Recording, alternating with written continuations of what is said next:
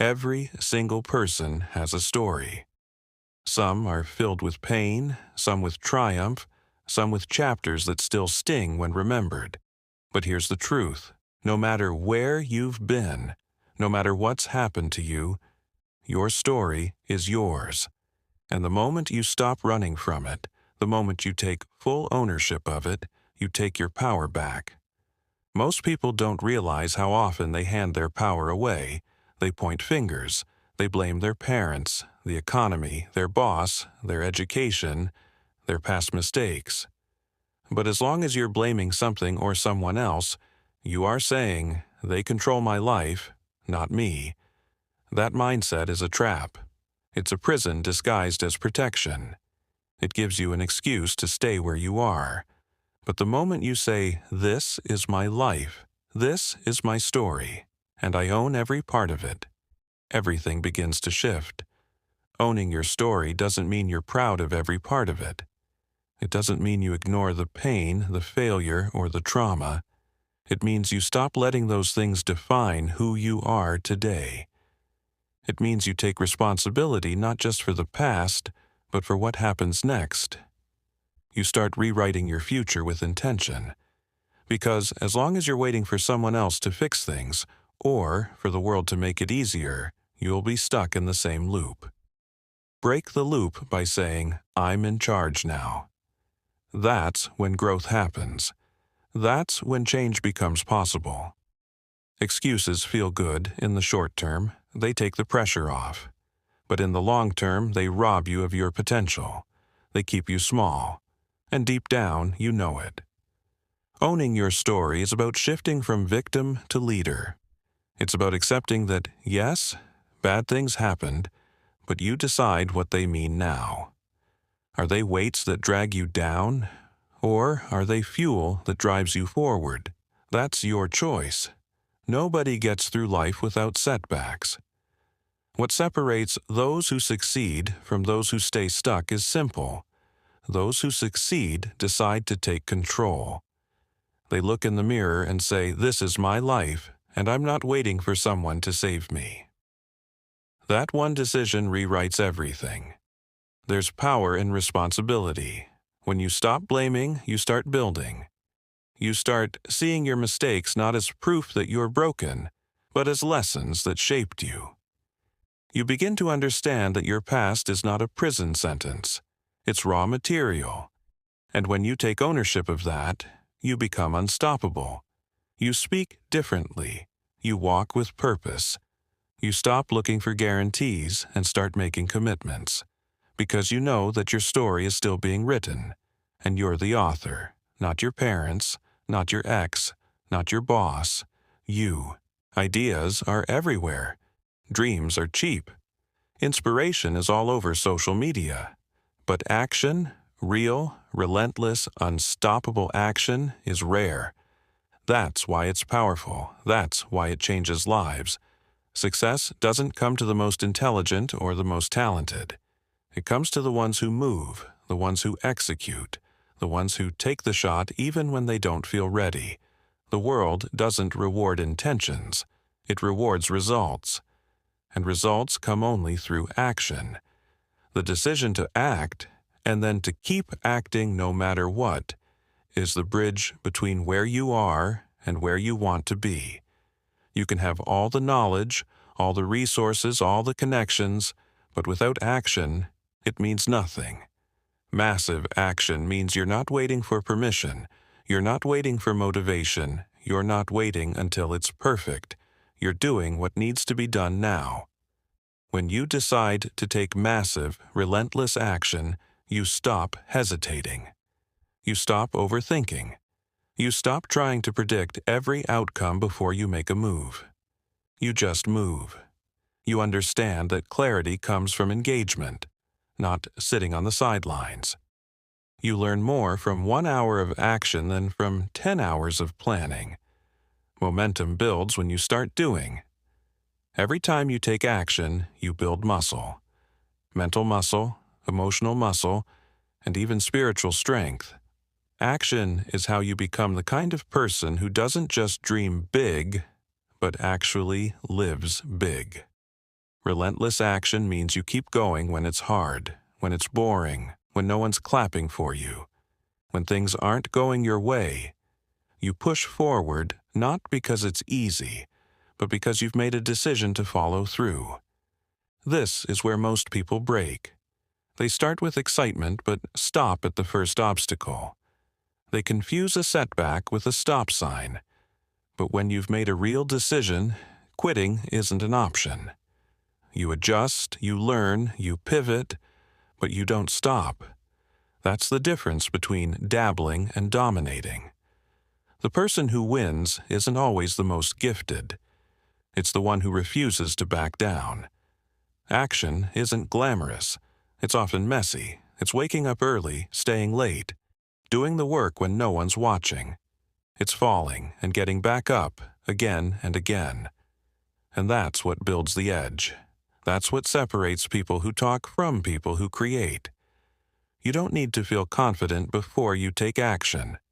Confidence is something you earn through movement. Every step forward chips away at fear and doubt. Every time you act, even imperfectly, you're casting a vote for the person you want to become. You have everything you need to begin, right now, not tomorrow, not next month, not when the timing feels right. Massive, relentless action isn't about hype. It's about commitment. It's about deciding that your goals are non-negotiable. It's about going all in, not dipping your toes in the water but diving head first and figuring it out on the way down. Your life is a direct reflection of the standards you are willing to tolerate. Not the goals you hope for, not the dreams you talk about when you're motivated. Your standards. What you demand of yourself, day in and day out, especially when no one is watching. Most people don't lack ambition. They lack standards. They settle. They get comfortable with good enough. And over time, that comfort zone becomes a cage. The truth is, the moment you raise your standards, really raise them, you start to feel a shift.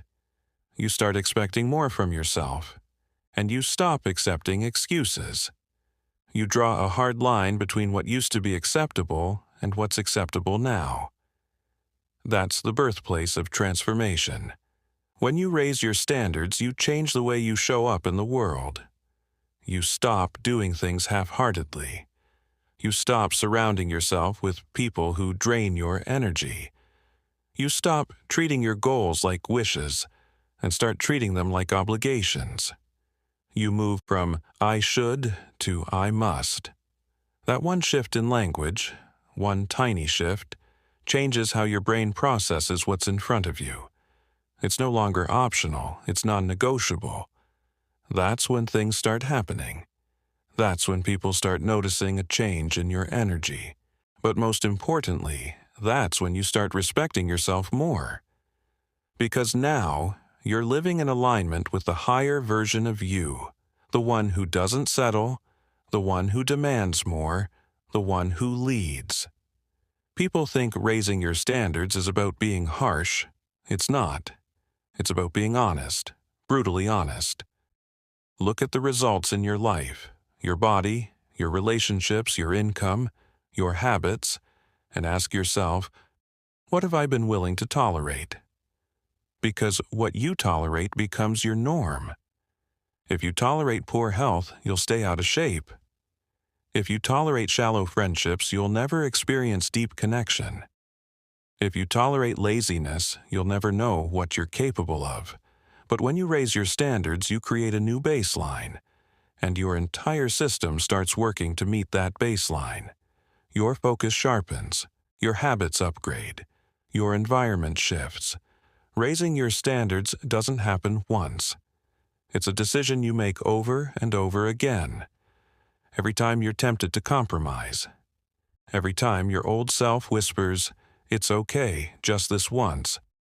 You fight back with that new voice, the one that says, "That's not who I am anymore." And you back it up with action.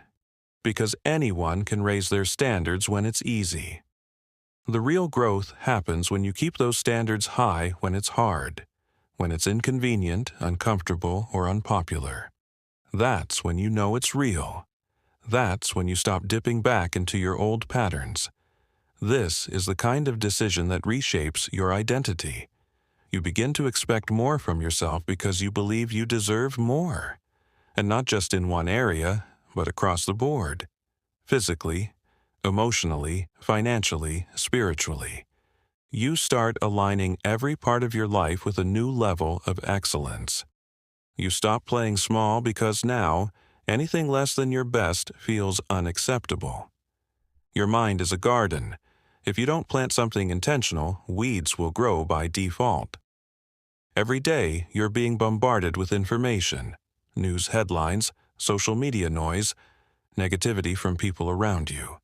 And if you're not consciously choosing what goes in, you're allowing the world to program you by accident. The truth is, you become what you consistently consume. Your thoughts shape your emotions drive your decisions, and your decisions create your life. So if you're feeding your mind junk, fear, drama, distractions, you're setting yourself up for struggle. But when you choose to flood your mind with empowering thoughts, strategies, stories, and beliefs, you start building an internal world strong enough to handle anything the external world throws at you. Success doesn't begin in your environment. It begins in your psychology. The most successful people in the world don't leave their mindset to chance. They design it. They take time, every single day, to train it like a muscle. You can't go to the gym once a month and expect to be strong. In the same way, you can't expect to have mental clarity, emotional resilience, and unshakable focus without feeding your mind daily. This isn't about hype. This is about discipline. It's about filling your mind with thoughts that serve you, not sabotage you. Books, podcasts, conversations, affirmations, visualization. These are tools, not fluff. They're how you fortify your inner world so that your outer world can finally shift. It's easy to say, I don't have time, but the truth is, you're already feeding your mind something. The question is it helping you or hurting you? Are you starting your mornings by scrolling through other people's drama? Or are you listening to something that fuels your purpose? Are you letting doubts run on autopilot all day? Or are you interrupting them with belief and strategy? You don't rise to the level of your goals. You fall to the level of your patterns. And your patterns begin with what you're feeding your mind. When you start to make this a non-negotiable, everything changes. Your confidence grows because you're constantly reminding yourself what's possible.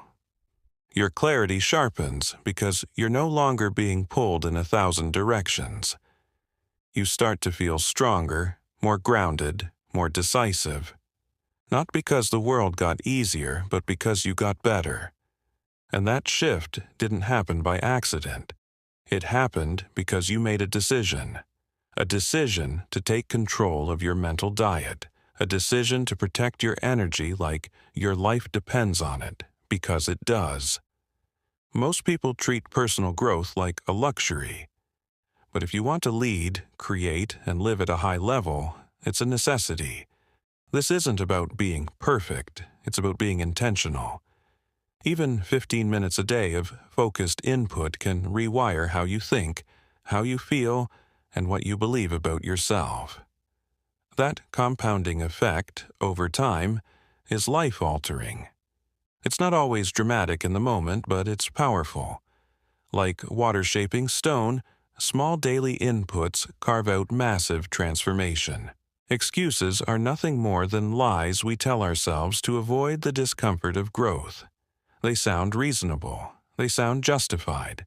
But make no mistake, they are the chains that keep you stuck. Excuses are seductive because they give you an out. They let you stay where it's safe. They allow you to protect your ego. But success doesn't care about your excuses. It only responds to execution. The minute you make a decision to cut off every excuse, you reclaim your power. You stop blaming your circumstances, your past, your lack of time, your upbringing, your boss, your parents, your spouse, your injuries, your genetics. You stop waiting for the world to change and realize the change has to start with you. There's always going to be a reason not to do something. Always? You'll never be completely ready. You'll never have perfect conditions. You'll never feel 100% certain. But winners act in spite of those things. Winners feel the fear, hear the excuses, and move anyway. When you catch yourself saying, "I don't have time," what you're really saying is, it's not a priority. When you say, "I'm too tired," what you're really saying is, "I haven't trained my energy." When you say, "I've tried before and failed," you're saying, "I'm letting my past control my future." Excuses might feel like protection, but they're poison. They rob you of momentum, they drain your confidence, and worst of all, they build a habit of quitting before you even start. Cutting off excuses doesn't mean you ignore reality. It means you stop using it as a crutch. Everyone has obstacles. Everyone has a story. What separates the ones who rise is not the absence of problems. It's the refusal to be owned by them. It's looking at a challenge and saying, "Okay, so what now? What's the next move?" Instead of being defined by what's missing, you get resourceful. Instead of saying, "I don't know how," you say, "I'll figure it out." That shift, from excuse to action, is what builds champions. It's not always dramatic, but it's decisive. When you decide to live without excuses, you become dangerous. In the best way. You stop needing validation. You stop needing the stars to align. You start owning your results, good or bad. And that ownership creates unstoppable momentum. You begin to trust yourself more. You stop outsourcing your power to other people or to your situation. You realize that the only thing standing between you and the life you want is the story you're telling yourself. And that story can change today. This is where true freedom begins. Not when life gets easier, but when you get stronger. And nothing strengthens you faster than removing excuses from your vocabulary. It's uncomfortable at first because you're stripping away the very things that have protected your ego for years. But as you step into that discomfort, you find something better. Responsibility, clarity, and the ability to create real, lasting change. The greatest illusion ever sold is the idea of someday. Someday when the timing's better. Someday when you have more money. Someday when you feel more confident. But here's the truth, someday doesn't exist. It's a mental trap, a delay tactic disguised as patience. It gives you the illusion of progress without requiring any action. And the danger is the longer you wait, the easier it gets to keep waiting. Days turn into weeks, weeks into months, months into years. And eventually you look back and realize you've been standing in the same spot, with the same excuses, wondering why nothing has changed. Action is the only antidote to stagnation. And the only time you truly have is right now. Every dream you've ever had lives on the other side of action. Not perfection, not permission, just action. One step, one move, one bold decision to interrupt the pattern and do something different. People think they need motivation to get started. That's backwards. It's momentum that creates motivation. Action first, feeling second. You can't think your way into success. You have to move. You have to shake your system up and create a new emotional state through motion. Clarity comes from doing. Confidence comes from trying. Growth comes from stretching. You don't need to have it all figured out. You just need to take the next best step with what you know right now. Waiting for the right time is the fastest way to stay broke. Mentally, emotionally, financially. There is no perfect moment. The market won't align. The universe won't send a special signal. The stars won't sync up in some magical way to tell you it's time. The decision has to come from you. The time becomes right when you decide it is. That internal commitment changes your energy, and the world responds to energy more than words. Once you decide to act now, you stop negotiating with your dreams. You stop treating your goals like a hobby. You start treating them like a mission. And missions don't wait for comfort. They move with urgency. The people who achieve what others only fantasize about aren't smarter or luckier. They're quicker to act. They feel fear too. They have doubts. They've failed. But they refuse to be paralyzed by it. They trust that action, even imperfect action, moves the needle. Every time you choose action over hesitation, you build self-trust. You reinforce a powerful identity. I am someone who follows through. I am someone who makes things happen. And when you stack those wins, even small ones, you build momentum. That momentum becomes unstoppable. There's power in starting. Even when it's messy, there's power in deciding that now is the time. Not tomorrow, not next Monday. Not when the kids are older or the job is easier or you've read one more book. Now, because once you move, everything shifts. Your energy, your thinking, your standards, your identity. Life responds to urgency. It rewards those who are willing to step into the unknown and take a swing, even when it's scary.